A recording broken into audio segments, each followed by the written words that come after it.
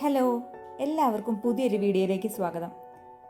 നമ്മുടെ നാട്ടിൽ സുലഭമായി ലഭിക്കുന്ന ഭക്ഷ്യവസ്തുവാണ് വാഴക്കൂമ്പ്, വാഴപ്പൂവ്, കുടപ്പൻ എന്നിങ്ങനെയെല്ലാം ഇതിന് പേരുണ്ട്. വാഴപ്പഴങ്ങളെല്ലാം തന്നെ നമ്മുടെ നിത്യജീവിതത്തിലെ ഭക്ഷണത്തിൻ്റെ പ്രധാന ഭാഗമാണ്.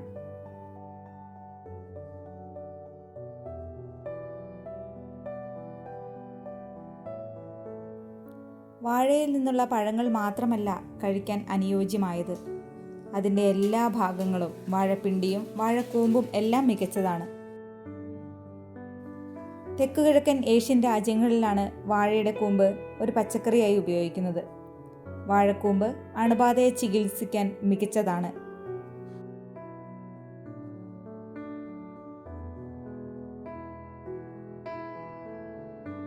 മുറിവുകളെ വേഗത്തിൽ സുഖപ്പെടുത്തുവാനുള്ള ശേഷിയും വാഴക്കൂമ്പിനുണ്ട്.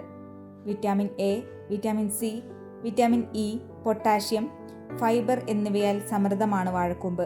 പണ്ടുകാലത്ത് മലേറിയ വന്നവർക്ക് വാഴക്കൂമ്പ് മരുന്നായി നൽകുമായിരുന്നു. വാഴപ്പൂ, മഞ്ഞൾ, സാമ്പാർ പൊടി, ഉപ്പ് എന്നിവ ചേർത്ത് തിളപ്പിച്ച് കുടിക്കുന്നത് രക്തത്തിലെ ഷുഗറിൻ്റെ അളവ് കുറയ്ക്കും. ഇരുമ്പിൻ്റെ കുറവ് കൊണ്ടാണ് അനീമിയ ഉണ്ടാവുന്നത്. അതിനാൽ തന്നെ വാഴക്കൂമ്പ് കഴിക്കുന്നത് അനീമിയ തടയാൻ സഹായിക്കും.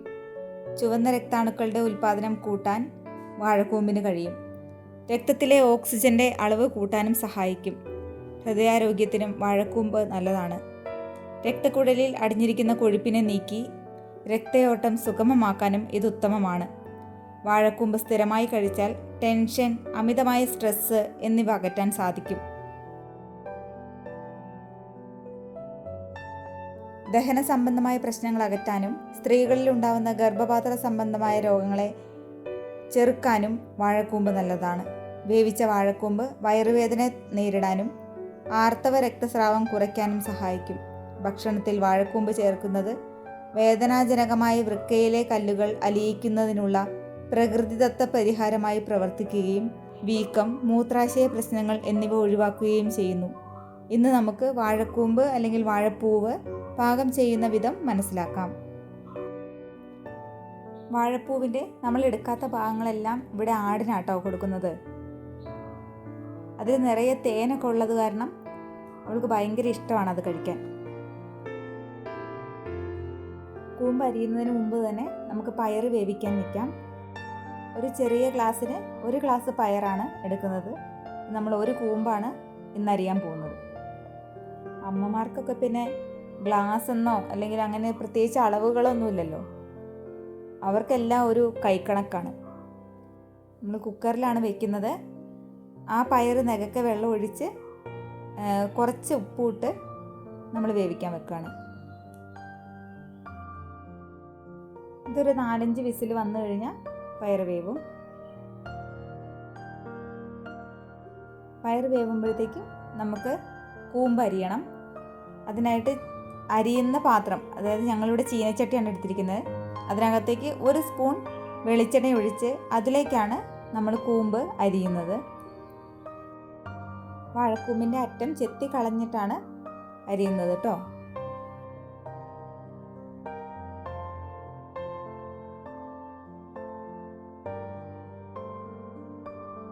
വാഴക്കൂമ്പിൻ്റെ നടുവിലുള്ളൊരു സോഫ്റ്റ് ആയിട്ടുള്ള ഭാഗമുണ്ട്. അതിൻ്റെ ഒരു 1/4 ഭാഗമേ നമ്മൾ ഇതിൻ്റെ കൂടെ അരിയുള്ളൂ. ബാക്കിയെല്ലാം കളയുള്ളൂ കേട്ടോ. ആ ഭാഗങ്ങളൊക്കെ ആട് കഴിച്ചോളും. ലാസ്റ്റ് വിസിലും വന്നു. നമ്മൾ മെല്ലെ സ്റ്റൗ ഓഫ് ചെയ്തിട്ടുണ്ട്. ഇതുണ്ടോ ഇങ്ങനെ നോക്കാം, കൈ നോക്കാം. ഇതുണ്ടോ, ഇതൊക്കെ നൂലാ. ഇതുണ്ടോ, വാഴയുടെ നൂലില്ലേ, അതുപോലത്തെ നൂല് പിണ്ടിക്കകത്ത് കൊണ്ട് നൂല്. ഇതുണ്ടോ, ഉണ്ടോ നൂല്. അപ്പം അതങ്ങനെ കളഞ്ഞെടുക്കണം. 2 പ്രാവശ്യം തിരുമ്പത്തേന്ന് നോക്കണം. ഈ എണ്ണയിൽ ഇങ്ങനെ വെളിച്ചെണ്ണയിൽ നമ്മുടെ കയ്യിലും പറ്റില്ല. കാരണം ഒത്തിരി എണ്ണ ഒഴിക്കുമ്പോൾ അത് ഇങ്ങനെ ഒന്നിച്ച് കൂടുകയില്ല. ഒരു തുള്ളി ഒത്തിരി എണ്ണയൊന്നും വേണ്ട. അപ്പം നല്ല കുരുന്ന് തോരനും ഇരിക്കും. ഇങ്ങനെ എണ്ണയിൽ പൊതിഞ്ഞെടുത്ത വാഴക്കൂമ്പിനെ നമ്മൾ ഒരു 2 മിനിറ്റ് വെള്ളത്തിലേക്ക് ഇട്ട് വെക്കുകയാണ്. ഇനി നമുക്ക് അരപ്പ് തയ്യാറാക്കണം. അതിന് ഒരു 1/2 മുറി തേങ്ങ ചിരവിയെടുക്കണം.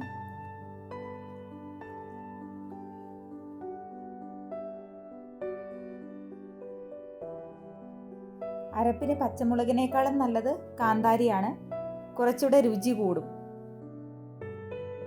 ഒരു 8-10 കുഞ്ഞുള്ളി, പിന്നെ ഒരു 4 അല്ലി വെളുത്തുള്ളി, അത്ര മാത്രം മതി കേട്ടോ.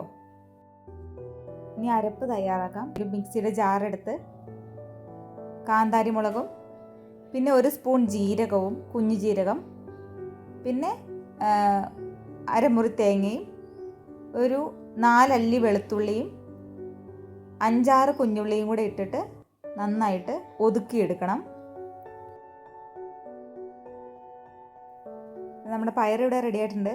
അതിലേക്ക് നമുക്ക് ഈ വാഴക്കൂമ്പ് അരിഞ്ഞത് കഴുകി വാരണം.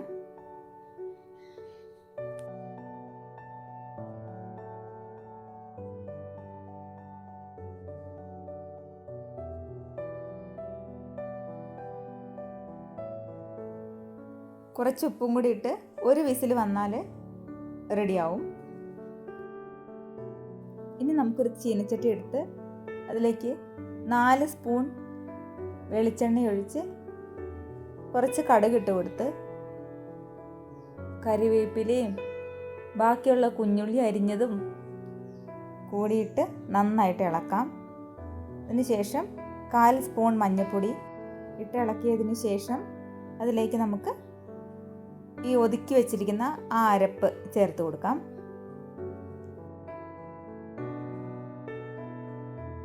അരപ്പ് നന്നായിട്ട് മിക്സായി ആ പച്ചമണം ഒന്ന് മാറി വന്നു കഴിയുമ്പോഴത്തേക്കും നമുക്കിതിലേക്ക് വേവിച്ച് വെച്ച കൂമ്പും പയറും കൂടി ഇട്ട് കൊടുക്കാം.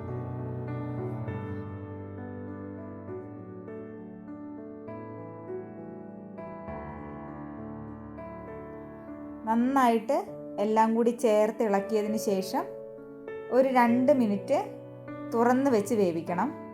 എങ്കിലാണ് വെള്ളം പറ്റാനുള്ളതൊക്കെ വറ്റിപ്പോവുകയുള്ളൂ.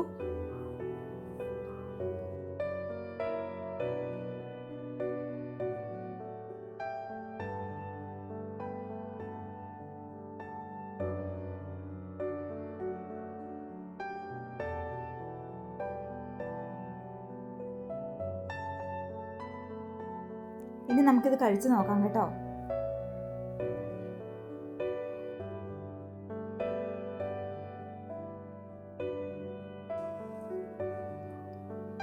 നല്ല ചൂടുണ്ട്.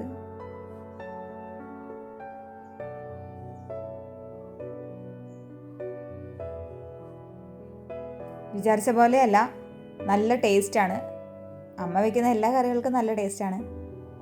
എന്നാലും ഈ തേങ്ങ ഒതുക്കി ആ കാന്താരി മുളകിൻ്റെ എഫക്റ്റൊക്കെ കൂടി അങ്ങോട്ട് ചെന്ന് കഴിഞ്ഞപ്പോഴത്തേക്കും നല്ല രുചിയുണ്ട് ഇതിന്. അപ്പോൾ എല്ലാവരും ഇതൊന്ന് വീട്ടിൽ ട്രൈ ചെയ്ത് നോക്കണം കേട്ടോ. ഒത്തിരി ഗുണമുള്ളതാണ്. Thank you.